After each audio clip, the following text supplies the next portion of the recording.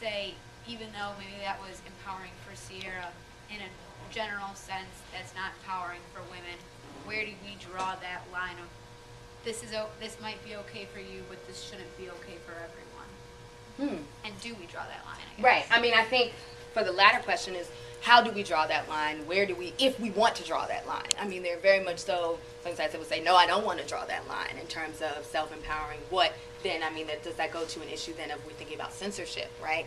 What bodies should be watching this, right? Now, what was interesting, there was a video on YouTube immediately after that video came out of like a 3-year-old doing this dance, right? Like her attempt at it.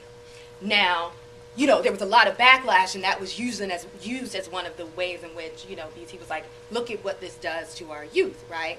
But to think about, well, what is the space within popular cultures to adults, for adults to engage sexual imagery and sexual performance, right?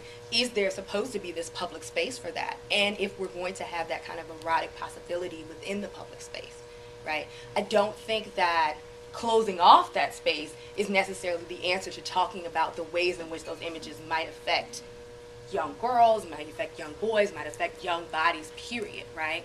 Or any kind of, you know, gendered body that we're thinking about. But it is important to think about what outlets we want to create and have for those questions even to be asked, and for those bodies to attempt to find that way in which they can be erotically liberated.